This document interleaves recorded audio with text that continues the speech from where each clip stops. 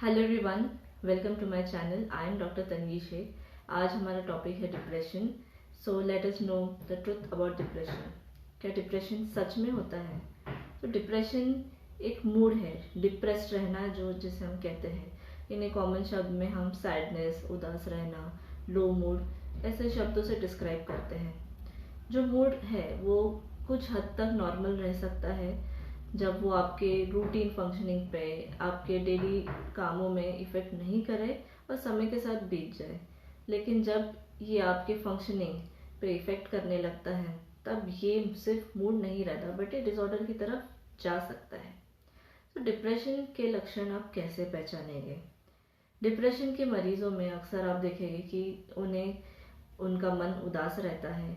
उन्हें काम करने की इच्छा जैसे पहले थी वैसे नहीं रहती है, कम हो जाती है। लोगों से मिक्स होना यानी सोशलाइज होना, इसमें काफ़ी फ़र्क पड़ सकता है। एनर्जी नहीं लगती, नेगेटिव थॉट्स आते हैं। ज़्यादा सीवियर डिप्रेशन में हम सुसाइडल थॉट्स भी देख सकते हैं पेशेंट्स में। तो ये सारे लक्षण हैं डिप्रेशन के। तो किस हद तक डिप्रेशन सच होता है? काफ़ी स्टडीज से प्रूव किया गया है कि डिप्रेशन इज़ रियल। अक्सर हम देखते थे कि एक टाइम ऐसा रहता है कि जब कोई दोस्त डिप्रेस होता है तो कहते चल यार एक मूवी देख लेते हैं या एक ड्रिंक ले ले तो ठीक हो जाएगा। बट क्या ऐसे होता है? नहीं। सो अगर डिप्रेशन सच है तो इन तरीकों से डिप्रेशन ठीक नहीं हो सकता। उसके लिए आपको सही रास्ता यूज़ करना पड़ेगा। So how to overcome depression? अगर आपका डिप्रेशन सिर्फ सिचुएशनल है या माइल्ड लेवल का है तो आप उसे खुद से भी ठीक कर सकते हो। जैसे आप आप डायरी राइटिंग शुरू कर सकते हैं। आप डेली एक्सरसाइज शुरू कर सकते हैं। फिजिकल एक्टिविटी से माइंड ब्रेन में एंडोर्फिन्स रिलीज होता है जिसे हम हैप्पी हार्मोन भी कहते हैं। तो endorphins help in elevating the mood, जिससे हमारा जो उदास मूड रहता है वो ठीक रहता है। तो ये आप कर सकते हैं, या आप आपकी हॉबी में ज़्यादा इन्वॉल्वमेंट दिखा सकते हैं। लेकिन हमेशा ये चीज़ें खुद से करना पॉसिबल नहीं रहता।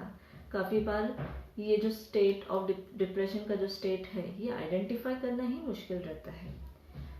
अगर आइडेंटिफाई भी कर लिया तो खुद से ये स्टेप्स करना और इस स्टेट से बाहर निकलना हमेशा पॉसिबल नहीं रहता।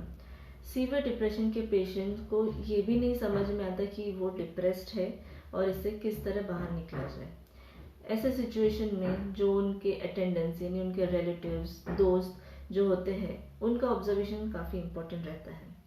जैसे अगर आपके आसपास कोई फ्रेंड या रिलेटिव में आप डिप्रेशन के लक्षण देखते हैं और आपको लगता है कि उस रिलेटिव को ये समझ ही नहीं आ रहा है कि उसे तकलीफ है, तो ये आपकी रिस्पॉन्सिबिलिटी है कि आप उसकी हेल्प करें।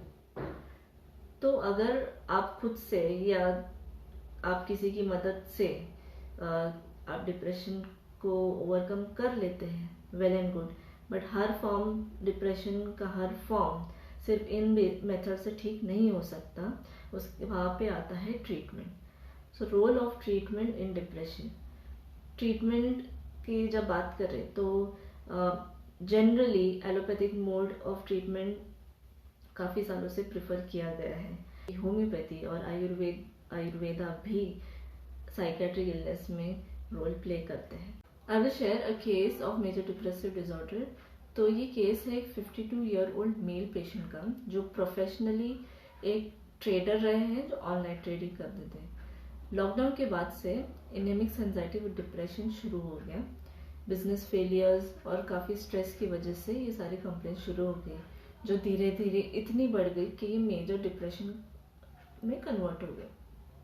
तो ये पेशेंट में मेजर डिप्रेशन के सिम्टम्स कुछ ऐसे थे: एक्सट्रीम लो मूड, बहुत उदास फील होना, चीज़ें भूल जाना, कंफ्यूजन में जाना, काम करते वक्त कंफ्यूज होना, काम करने की बिल्कुल इच्छा नहीं होना, इन्होंने अपना काम ऑलमोस्ट क्विट ही कर दिया था, नेगेटिव थॉट्स आना, सुसाइडल थॉट्स आना, फैमिली की काफ़ी चिंता होना, एनर्जी नहीं फील होना, वेट लॉस होना, ऑलमोस्ट 5 किलो एक साल में वेट लॉस हो चुका था, इमोशनल बातें करते वक्त हाथ पैर कांपना और जीभ थरथराना। तो ये सारी चीज़ें थी जिससे ये पेशेंट को मेजर डिप्रेशन डायग्नोस किया गया था।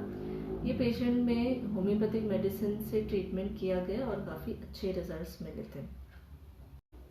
तो ये पेशेंट में ऑरमेट एक होम्योपैथिक रेमेडी है जिसका काफ़ी इंडिकेशंस था और जिससे ये पेशेंट को काफ़ी बेनिफिट रहा है। इनिशियली मैंने 200 पोटेंसी से शुरुआत की थी। Gradually I had to raise the potency to 1 mg which gave wonderful results in the patient maintained regular follow-ups for exact 4 months and 4 months के एंड पे he was completely out of depression. उन्होंने अपना regular trading का काम भी शुरू कर दिया। उनके बच्चों को उन्हें फर्दर स्टडीज़ के लिए अब्रॉड भेजना था, जिसके लिए भी वो काफ़ी टेंस रहते थे। तो उन्हें इतना कॉन्फिडेंस भी आ गया कि वो उस चीज़ की सारी तैयारी कर सके। उनके बेटे अब अब्रॉड में एडमिशन भी ले लिया है और अभी उनके सारी रूटीन फंक्शनिंग ठीक से चल रहे हैं। So this is how homeopathy helped this patient in overcoming major depressive disorder.